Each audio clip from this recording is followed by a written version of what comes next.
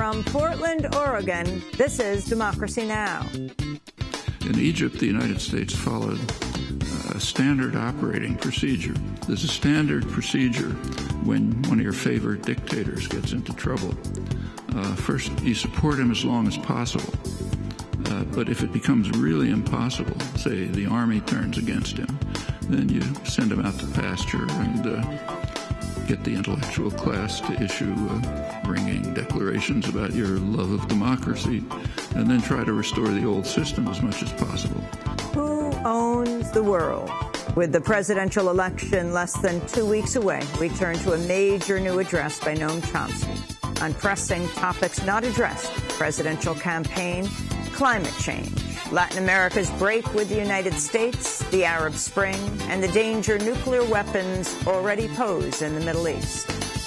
Unlike Iran, Israel refuses to allow inspections at all, refuses to join the Non-Proliferation Treaty, has hundreds of nuclear weapons, has advanced delivery systems. Also, it has a long record of violence and repression. All that and more coming up.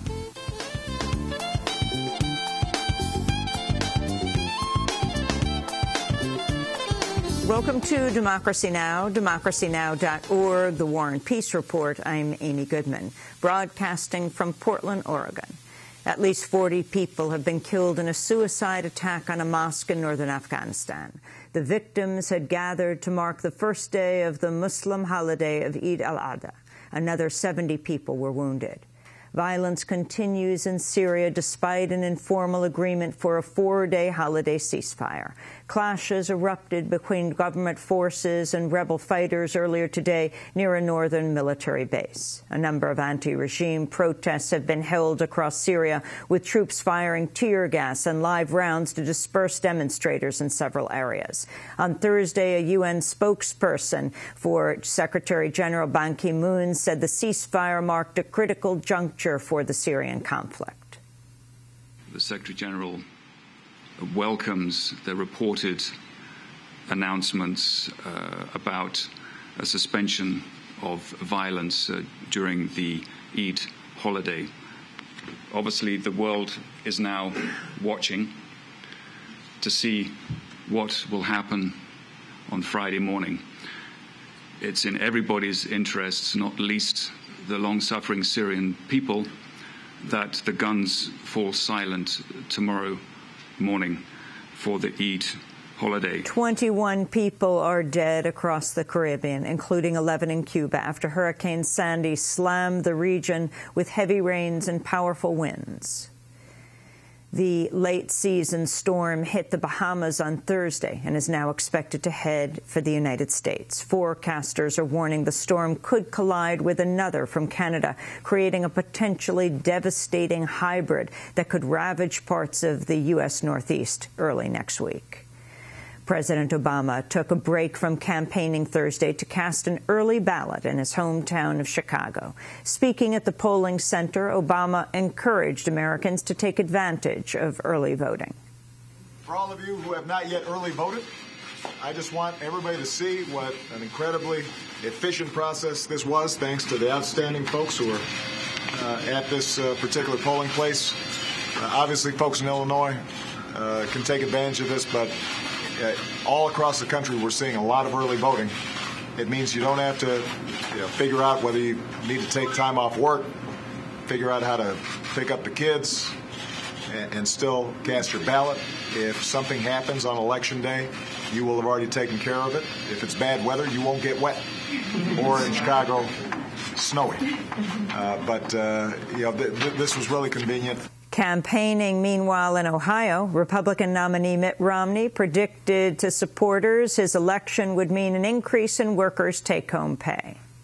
The president doesn't have a plan to get America working again. We have a 5-point plan I'll tell you about in a moment that's going to get more jobs and more take-home pay, and that's what America needs, and that's why we're going to get elected. As Romney vowed to create jobs, workers at a Freeport, Illinois plant set for closure under ownership by his former company, Bain Capital, staged a walkout Thursday, one day after 14 people, including the Reverend Jesse Jackson, were arrested. Workers have staged an encampment called Bainport across from the Sensata Technologies plant to protest plans to move the factory to China, ending 170 jobs. A federal appeals court has rejected the group Planned Parenthood's challenge of a funding ban in Texas.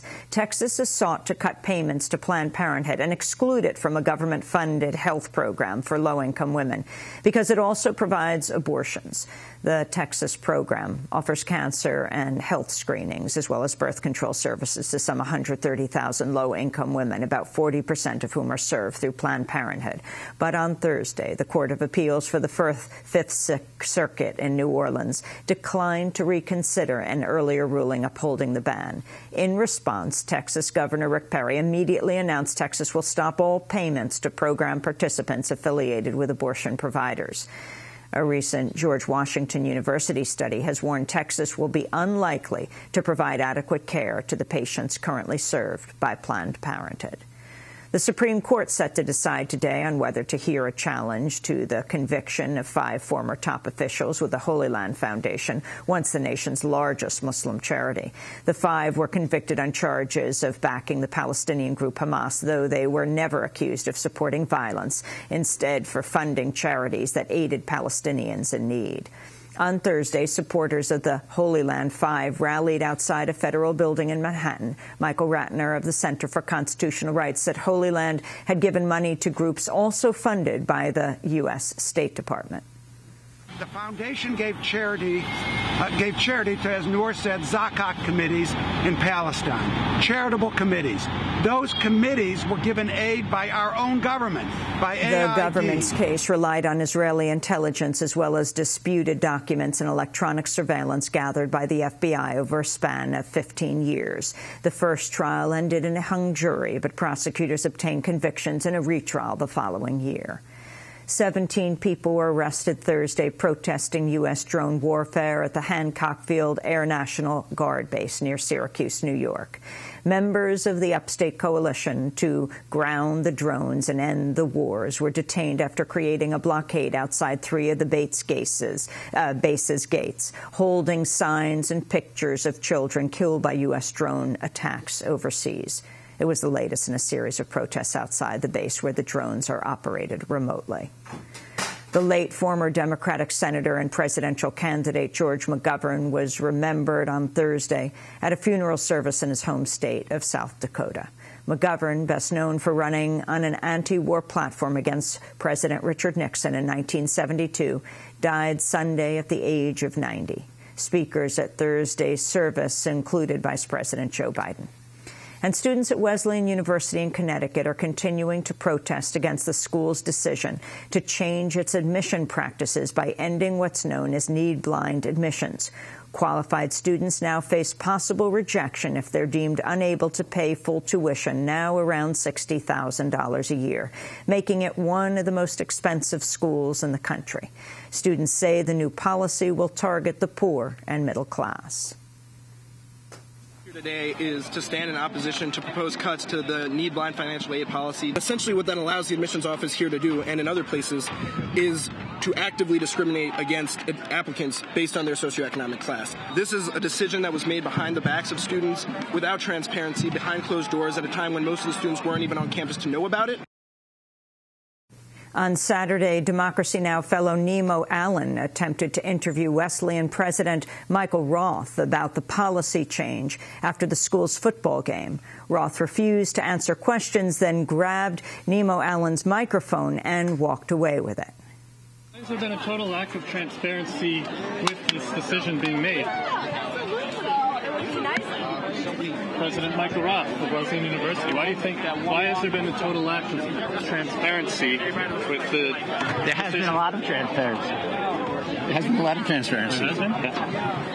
Excuse me. No. Who are you? You have to give that back. I don't have to. I'm with Democracy Now! Thank you. You have to give me that microphone. I will. Well, we're going to walk over. We're not going to walk over to the media relations. Wesleyan President Michael Roth eventually returned the microphone after being instructed to do so by a police officer.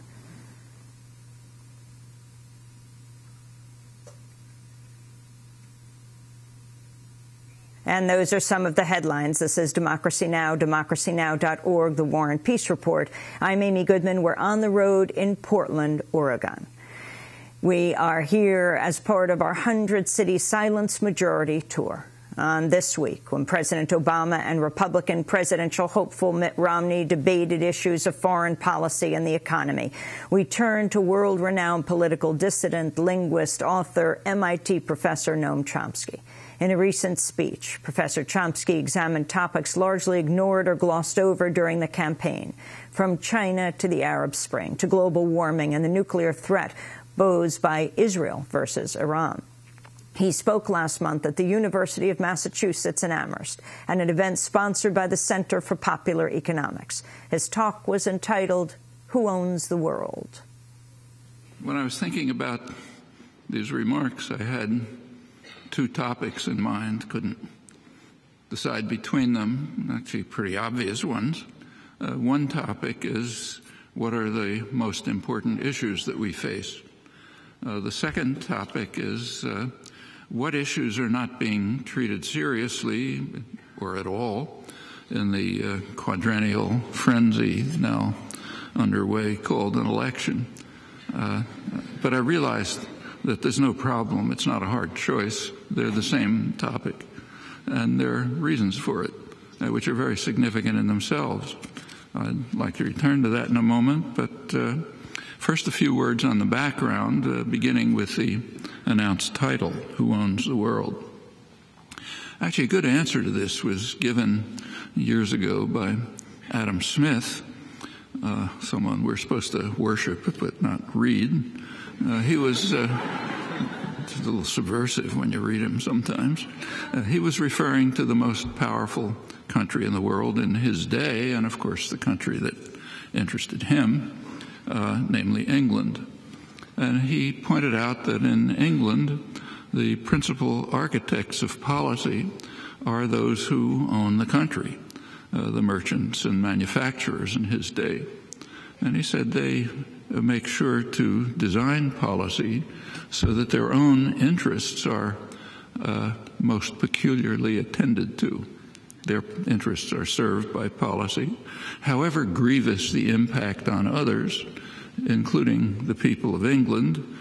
But he was an old-fashioned conservative with moral principles, so he added the victims of England, the victims of the what he called the savage injustice of the Europeans, particularly in India.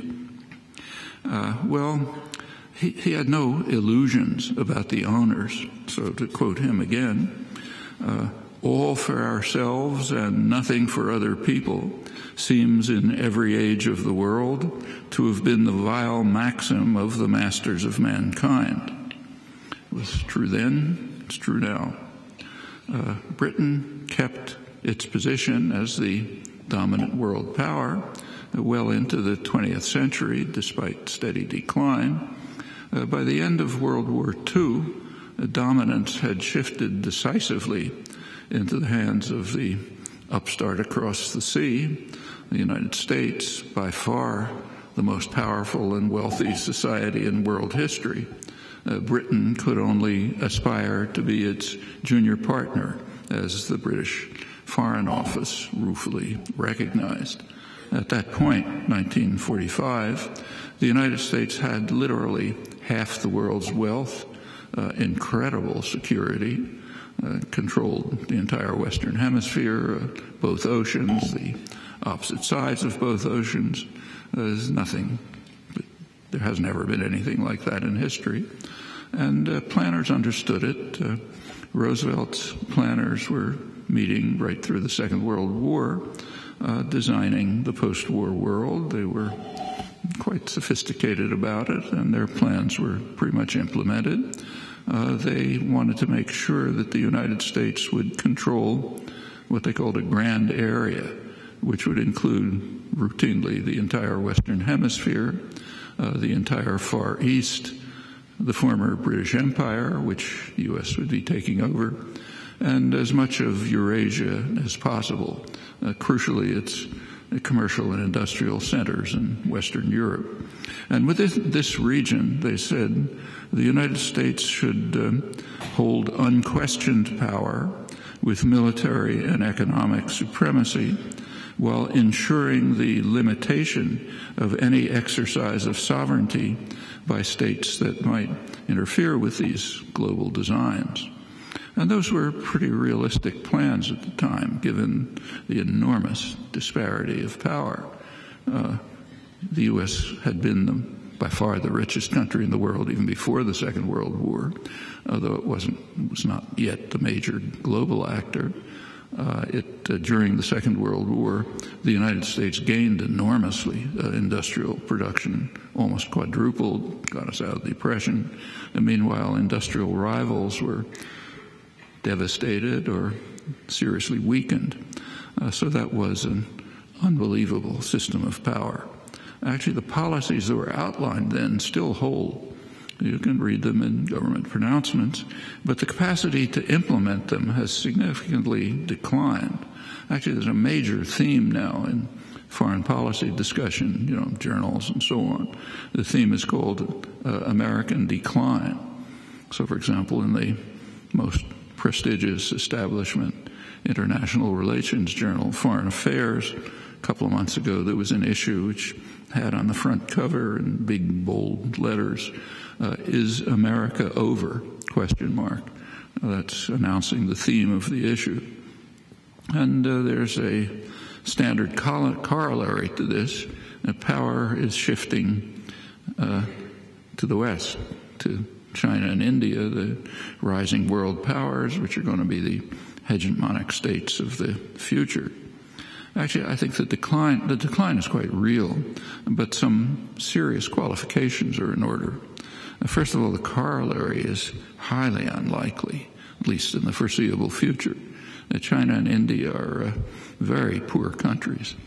Just take a look at, say, the Human Development Index of the United Nations. They're way down there. China's around 90th. I think India's around 120th or so, last time I looked. And they have tremendous internal problems, demographic problems, extreme poverty, hopeless inequality, ecological problems. China's a great manufacturing center, but it's actually mostly an assembly plant. So it assembles parts and components, high technology that comes from the surrounding more advanced industrial centers, Japan, Taiwan, South Korea, Singapore, and the United States, Europe, and it basically assembles them. So say you buy one of these things, an iPad from China that's called an export from China, but the parts and components and technology come from outside. And the value added in China is minuscule. It's been calculated. They'll move up the technology ladder, but it's a hard climb. India even harder. So I think one should be skeptical about the corollary. But there's another qualification that's more serious. The decline is real, but it's not new. It's been going on since 1945. In fact, it happened very quickly. In the late 1940s, there's an event that's known here as the loss of China. China became independent. That's a loss of a huge piece of the grand area of Asia. And it became a major issue in American domestic policy. Who's responsible for the loss of China? A lot of recriminations and so on. Actually, the phrase is kind of interesting. Like, I can't lose your computer, right? Because I don't own it. I can lose my computer. Well, the phrase loss of China kind of presupposes a deeply held principle of kind of American elite consciousness. We own the world. And if some piece of it becomes independent, we've lost it. And that's a terrible loss. We got to do something about it. It's never questioned, which is interesting in itself. Well, right about the same time, around 1950, concerns developed about the loss of Southeast Asia. And that's what led the United States into the Indochina Wars, the worst atrocities of the post-war period.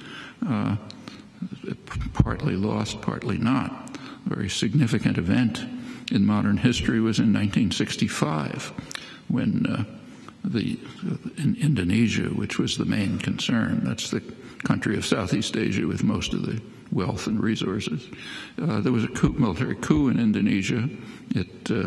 Suharto coup. It led to an extraordinary massacre, what the New York Times called a staggering mass slaughter. It killed hundreds of thousands of people, mostly landless peasants, destroyed the only mass political party, and opened the country up to Western exploitation.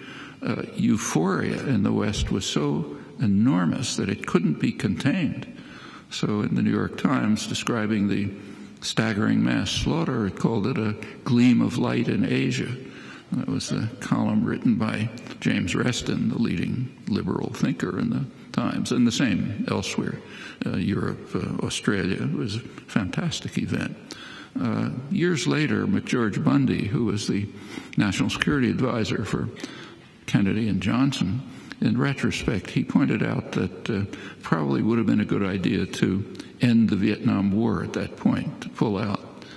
Contrary to a lot of illusions, the Vietnam War was fought primarily to ensure that an independent Vietnam would not develop successfully and become a model for other countries in the region. It would not, to borrow Henry Kissinger's terminology, speaking about Chile, we have to prevent what he called the virus of independent development from spreading contagion elsewhere. That's a critical part of American foreign policy since the Second World War. Britain, France, others to a lesser degree. And by 1965, that was over. South Vietnam was virtually destroyed. The war had spread to the rest of Indochina. It wasn't going to be a model for anyone. And the contagion was contained. The Suharto regime made sure that Indonesia wouldn't be infected, and pretty soon the U.S. had dictatorships in every country of the region. Marcos in the Philippines, a dictatorship in Thailand, Chun in South Park in South Korea. It was no problem about the infection. So that would have been a good time to end the Vietnam War, he felt. Well, that's Southeast Asia. But the decline continues. In the last 10 years, there's been a very important event, the loss of South America. For the first time in 500 years, since the conquistadors, the South American countries have begun to move towards independence and a degree of integration. The typical structure of one of the South American countries was a tiny, very rich, westernized elite, often white or mostly white, and a huge mass of horrible poverty.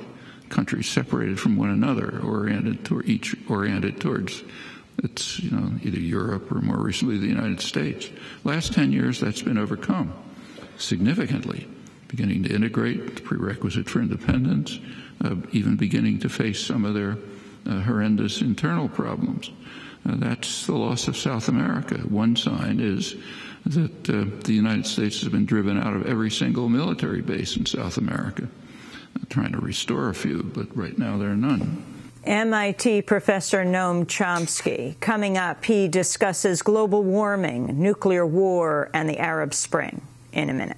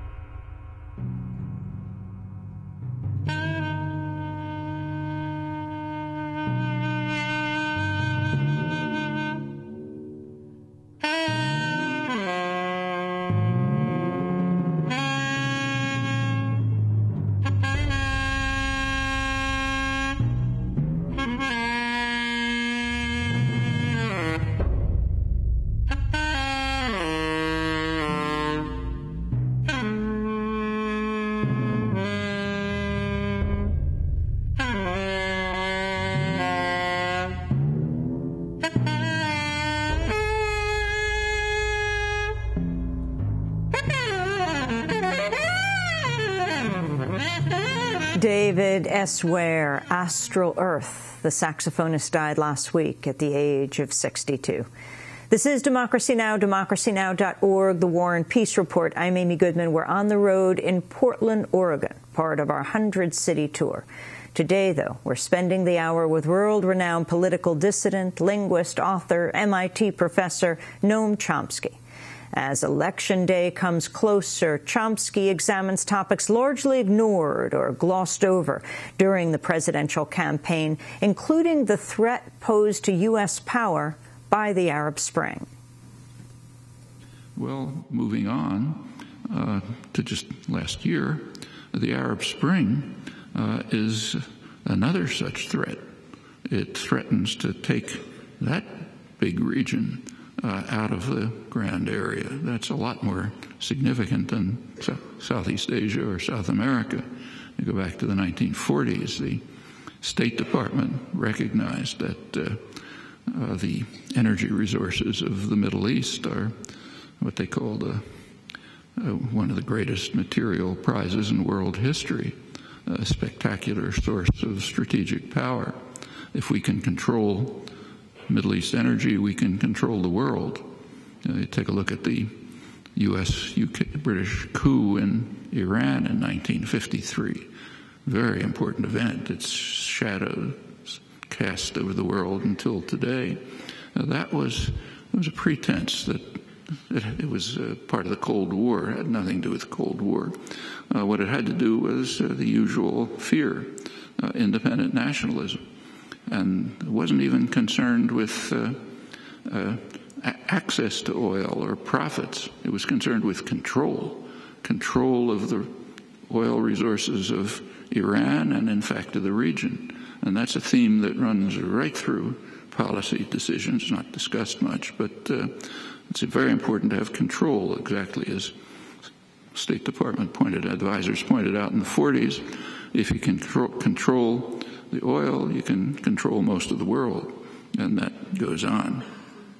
So far, the threat of the Arab Spring has been pretty well contained in the oil dictatorships, which are the most important ones for the West. Every effort to join the Arab Spring has just been crushed by force. Saudi Arabia was so extreme that when there was an effort to go out into the streets, the security presence was so enormous that people were even afraid to go out. There's a little discussion of what goes on in Bahrain, where it's been crushed, but eastern Saudi Arabia was much worse. The Emeritus, totally controlled. So that's okay. We managed to ensure that the threat of democracy would be smashed in the most important places. Egypt is an interesting case.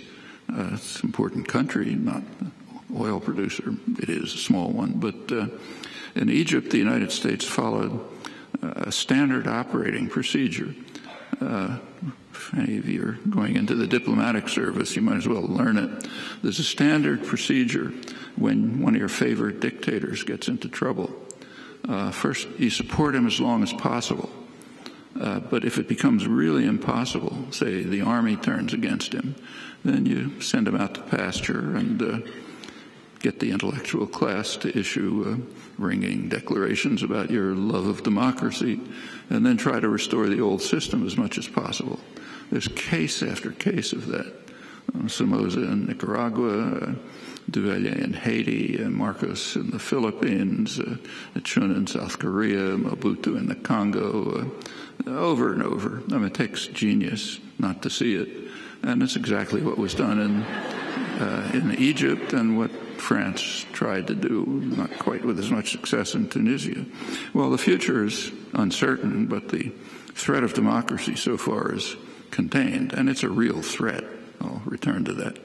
It's also important to recognize that the decline over the past 50 years is, to a significant extent, self-inflicted, particularly since the 70s. I'll come back to that, too. But first, let me say a couple of things about the issues that are most important today and that are being ignored or not dealt with seriously in the electoral campaigns for good reasons. So let me start with the most important issues. There are two of these. they're of overwhelming significance because the fate of the species depends on them. One is environmental disaster, the other's nuclear war. I'm not going to take much time reviewing the threats of environmental disaster. Actually, they're on the front pages almost daily. So, for example, last week, the New York Times had a front page story with the headline, "Ending its Summer Melt. Arctic sea ice sets a new low. That leads to warnings." The melting this summer was far faster than was predicted by the sophisticated computer models and the most recent United Nations report. It's now predicted that the summer ice might be gone by 2020. It was assumed before that it may be 2050. They quoted scientists who said, "This is a prime example of the built-in conservatism of our climate forecasts. As dire the warnings are about the long-term consequences of heat-trapping emissions, many of us fear that they may still be underestimating the speed and severity of the impending changes." Actually, there's a climate change study program at MIT where I am. They've been warning about this for years and repeatedly have been proven right. The Times report discusses briefly the severe impact of all of this on the global climate, and it adds, but governments have not responded to the change with any greater urgency about limiting greenhouse emissions. To the contrary, their main response has been to plan for exploitation of newly accessible minerals in the Arctic, including drilling for more oil. That is, to accelerate the catastrophe. That's quite interesting. It demonstrates an extraordinary willingness to sacrifice the lives of our children and grandchildren for short-term gain, or perhaps an equally remarkable willingness to shut our eyes so as not to see impending peril. Those things you sometimes find with young infants. Something looks dangerous. Close my eyes and won't look at it. Well, there is another possibility. I mean, maybe humans are somehow trying to fulfill a prediction of great American biologist who died recently, Ernst Mayr. He argued years ago that intelligence seems to be a lethal mutation. He had some pretty good evidence. There's a notion of biological success, which is how many of you are there around? That's biological success. And he pointed out that if you look at the tens of billions of species in world history, the ones that are very successful are the ones that mutate very quickly, like bacteria, or the ones that have a fixed ecological niche, like beetles. They seem to make out fine. But as you move up the scale of what we call intelligence, success declines steadily. When you get up to mammals, it's very low. There are very few of them around. And there's a lot of cows. It's only because we domesticate them. When you get to humans, it's the same.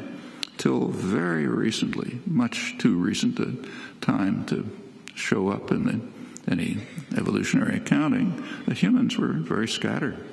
There were plenty of other hominids, but they disappeared. Probably because humans exterminated them, but nobody knows for sure. Anyhow, maybe we're trying to show that humans just fit into the general pattern. We can exterminate ourselves too, the rest of the world with us, and we're hell-bent on it right now. Well, let's turn to the elections. Both political parties demand that we make the problem worse. In 2008, both party platforms devoted some space to how the government should address climate change. Today, in the Republican platform, the issue has essentially disappeared. But the platform does demand that Congress take quick action to prevent the Environmental Protection Agency from regulating greenhouse gases. So let's make sure to make it worse. And it also demands that we open the Alaska's Arctic refuge to drilling, I'm quoting now, in order to take advantage of all of our American God-given resources. You can't disobey God, after all. On environmental policy, the program says we must restore scientific integrity to our public research institutions and remove political incentives from publicly funded research. All of that's a code word for climate science. Stop funding climate science. Romney himself says there's no scientific consensus, so we should support more debate and investigation within the scientific community, but no action except to act to make the problems worse. Well, what about the Democrats? They concede that there's a problem and advocate that we should work toward an agreement to set emissions limits in unison with other emerging powers. But that's it. No action.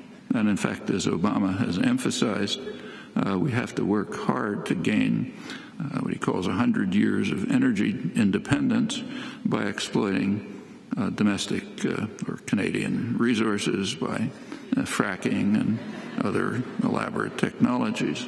It doesn't ask what the world will look like in 100 years. So there are differences. The differences are basically about how enthusiastically the lemmings should march towards the cliff. Let's turn to the second major issue, nuclear war. It's also on the front pages daily, but in a way that would seem outlandish to some independent observer viewing what's going on Earth, and in fact does seem outlandish to a considerable majority of the countries of the world. The current threat, not for the first time, is in the Middle East, focusing on Iran. The general picture in the West is very clear. It's far too dangerous to allow Iran to reach what's called nuclear capability. That is, the capability enjoyed by many powers, dozens of them, to produce nuclear weapons if they decide to do so. As to whether they've decided, U.S. intelligence says it doesn't know. The International Atomic Energy Agency just produced its most recent report a couple of weeks ago, and it concludes, I'll quote it, "It cannot demonstrate the absence of undeclared nuclear material and activities in Iran." That is, it can't demonstrate something which a condition that can't be satisfied. There's no way to demonstrate the absence of the work. That's convenient. Therefore, Iran must be denied the right to enrich uranium. That's guaranteed to every power that signed the Non-Proliferation Treaty. Well, that's the picture in the West. That's not the picture in the rest of the world. As you know, I'm sure, there was just a meeting of the non-aligned movement. That's a large majority of the countries in the world and representing most of the world's population, a meeting in Tehran. And once again, not for the first time, they issued a ringing declaration of support for Iran's right to enrich uranium, right that every country has that signed the Non-Proliferation Treaty. Pretty much the same is true in the Arab world. It's interesting. I'll return to that in a moment. There is a basic reason for the concern. It was expressed succinctly by General Lee Butler. He's the former head of the U.S. Strategic Command, which controls nuclear weapons and nuclear strategy. He wrote that it is dangerous in the extreme that in the cauldron of animosities that we call the Middle East, one nation should arm itself with nuclear weapons, which may inspire other nations to do so. General Butler, however, was not referring to Iran. He was referring to Israel, the country that ranks highest in European polls as the most dangerous country in the world, right above Iran, and not incidentally in the Arab world, where the public regard the United States as the second most dangerous country right after Israel. In the Arab world, Iran, though disliked, ranks far lower as a threat among the populations, that is, not the dictatorships. With regard to Iranian nuclear weapons, nobody wants them to have them, but in many polls, majorities, sometimes considerable majorities, have said that the region would be more secure if Iran had nuclear weapons to balance those of their major threats. Now, there's a lot of commentary in the Western media and journals about Arab attitudes towards Iran, and what you read commonly is that the Arabs want decisive action against Iran, which is true of the dictators. It's not true of the populations. But who cares about the populations, what are called disparagingly the Arab street? We don't care about them. That's a reflection of the extremely deep contempt for democracy among Western elites. I mean, so deep that it can't be perceived. It's just kind of like reflexive. The study of popular attitudes in the Arab world, and there is very extensive study by Western polling agencies, it reveals very quickly why the U.S. and its allies are so concerned about the threat of democracy and are doing what they can to prevent it. They certainly don't want attitudes like those I've just indicated to become policy, while, of course, issuing rousing statements about our passionate dedication to democracy. Those are relayed obediently by reporters and commentators. Well, unlike Iran, Israel refuses to allow inspections at all, refuses to join the Non-Proliferation Treaty, has hundreds of nuclear weapons, has advanced delivery systems. Also, it has a long record of violence and repression. It has annexed and settled conquered territories illegally, violation of Security Council orders, many acts of aggression, 5 times against Lebanon alone, no credible pretext. New York Times yesterday, you can read that the Golan Heights are disputed territory, Syrian Golan Heights. There is a UN Security Council resolution 497, which is unanimous, declaring Israel's annexation of the Golan Heights illegal and demanding that it be rescinded. And in fact, it's disputed only in Israel and in the New York Times, which in fact is reflecting actual U.S. policy, not formal U.S. policy. Iran has a record of aggression too. In the last several hundred years, it has invaded and conquered a couple of Arab islands. Now, that was under the Shah, U.S.-imposed dictator with U.S. support. That's actually the only case in several hundred years. Meanwhile, the severe threats of attack continue. You've just been hearing them at the UN from the United States, but particularly Israel. There is a reaction to this at the highest level in the United States. Leon Panetta, Secretary of Defense, he said that we don't want to attack Iran. We hope that Israel won't attack Iran, but Israel's a sovereign country and they have to make their own decisions about what they'll do. You might ask what the reaction would be if you reverse the cast of characters. And those of you who have antiquarian interests might remember that there's a document called the United Nations Charter, the foundation of modern international law, which bars the threat or use of force in international affairs. There are 2 rogue states, the United States and Israel, which regard the Charter and international law as just a boring irrelevance, so do what they like, and that's accepted. Well, these are not just words. There is an ongoing war.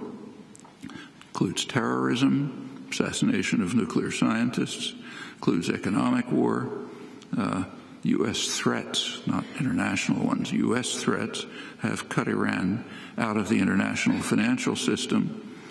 Western military analysts identify what they call weapons of finance as acts of war that justify violent response when they're directed against us, that is. Cutting Iran out of global financial markets is different. The United States is openly carrying out extensive cyber war against Iran. That's praised. The Pentagon regards cyber war as an equivalent to an armed attack, which justifies military response, but that's, of course, when it's directed against us. The leading liberal figure in the State Department, Harold Koh, is the top State Department legal advisor. He says that cyber war is an act of war if it results in significant destruction, like the attacks against Iranian nuclear facilities. And such acts, he says, justify force in self-defense. But of course, he means only attacks against the United States or its clients. Well, Israel's lethal armory, which is enormous, includes advanced submarines recently provided by Germany. These are capable of carrying Israel's nuclear-tipped missiles, and these are sure to be deployed in the Persian Gulf or nearby if Israel proceeds with its plans to bomb Iran, or more likely, I suspect, to try to set up conditions in which the United States will do so. And the United States, of course, has a vast array of nuclear weapons all over the world, but surrounding the region, from the Mediterranean to the Indian Ocean, including enough firepower in the Persian Gulf to destroy most of the world. Another story that's in the news right now is the Israeli bombing of the Iraqi reactor in Osirak, which is suggested as a model for Israeli bombing of Iran. It's rarely mentioned, however, that the bombing of the Osirak reactor didn't end Saddam Hussein's nuclear weapons program. It initiated it. There was no program before it, and the Osirak reactor was not capable of producing uranium for nuclear weapons. But of course, after the bombing, Saddam immediately turned to developing a nuclear weapons program, and if Iran is bombed, it's almost certain to proceed just as Saddam Hussein did after the Osirak bombing. MIT professor and author Noam Chomsky continues in a moment. If you'd like a copy of today's show, you can go to our website at democracynow.org. Professor Chomsky will next look at nuclear weapons race, as this week marks the 50th anniversary of the Cuban Missile Crisis, often referred to as the most dangerous moment in human history. Back in a moment.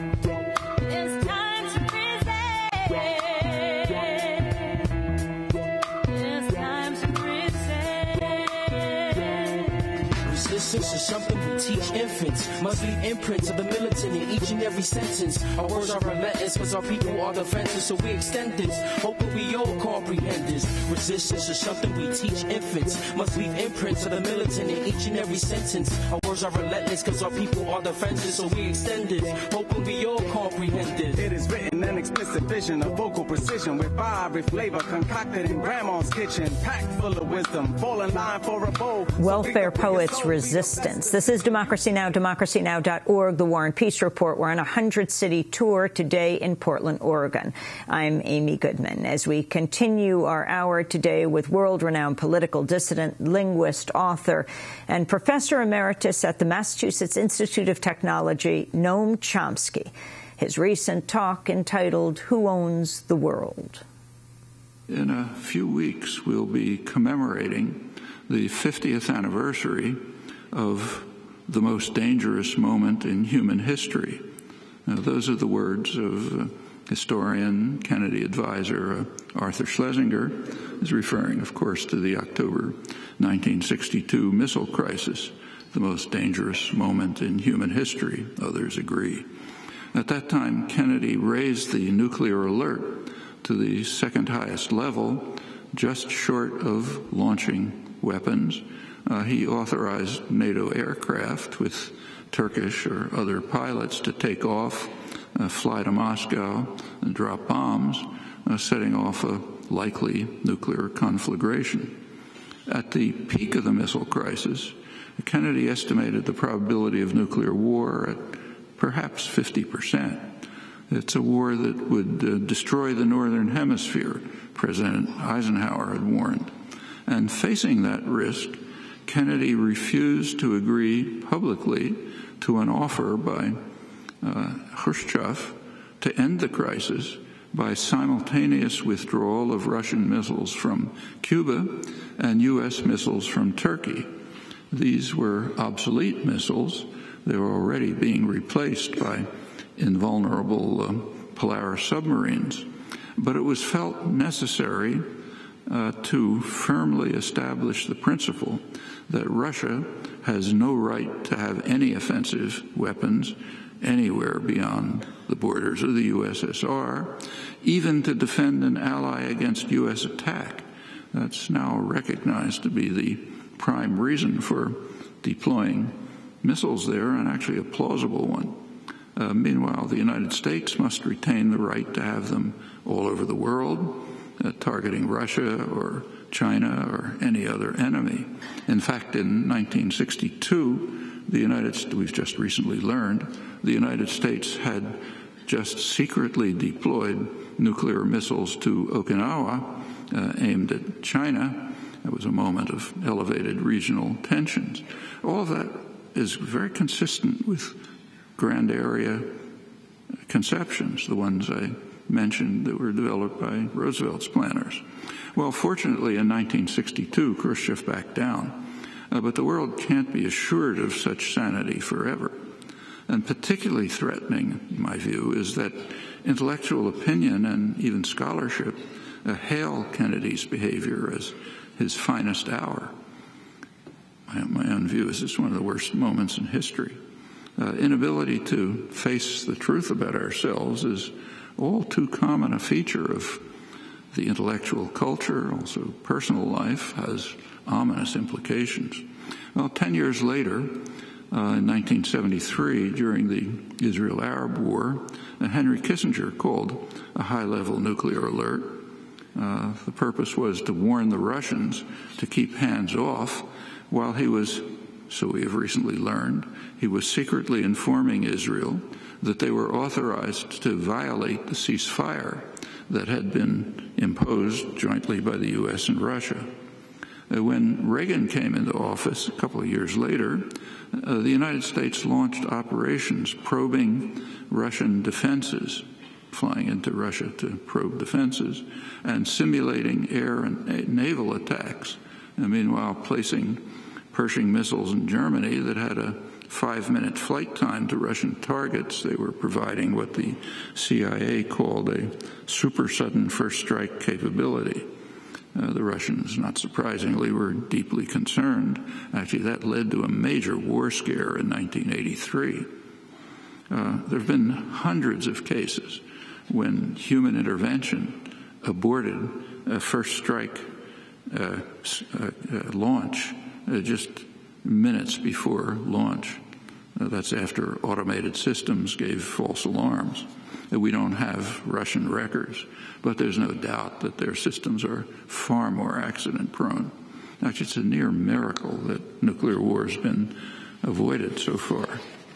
Meanwhile, India and Pakistan have come close to nuclear war several times, and the crises that led to that, especially Kashmir, remain. Both India and Pakistan have refused to sign the Non-Proliferation Treaty, along with Israel, and both of them have received U.S. support for development of their nuclear weapons programs, actually until today in the case of India, which is now a U.S. ally. War threats in the Middle East, which could become reality very soon, once again escalate the dangers. Well, fortunately, there's a way out of this. A simple way. There's a way to mitigate, maybe end, whatever threat Iran is alleged to pose. Very simple. Move towards establishing a nuclear weapons-free zone in the Middle East. The opportunity is coming again this December. There's an international conference scheduled to deal with this proposal. It has overwhelming international support, including, incidentally, a majority of the population in Israel. That's fortunately. Unfortunately, it's blocked by the United States and Israel. A couple of days ago, Israel announced that it's not going to participate and it won't consider the matter until there's a general regional peace. Obama takes the same stand. He also insists that any agreement must exclude Israel and even must exclude calls for other nations, meaning the U.S., to provide information about Israeli nuclear activities. The United States and Israel can delay regional peace indefinitely. They've been doing that for 35 years on Israel-Palestine, virtual international isolation. It's a long, important story that I don't have time to go into here. So therefore, there's no hope for an easy way to end what the West regards as the most severe current crisis.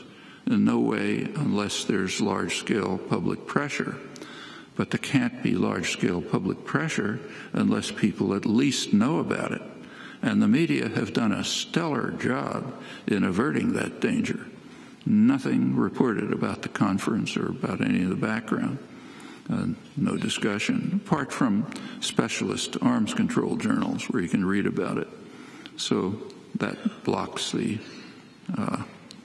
easy way to end the worst existing crisis unless people somehow find a way to break through this. MIT professor Noam Chomsky spoke on September 27th of this year at the University of Massachusetts in Amherst. His talk was entitled, "Who Owns the World?"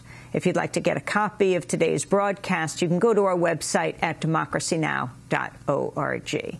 And I'll be speaking along with Professor Chomsky and Juan Cole of the University of Michigan in Princeton, New Jersey on November 11th at 1:30. You can go to our website at democracynow.org for details. Democracy Now! Has an immediate opening for a Linux systems administrator.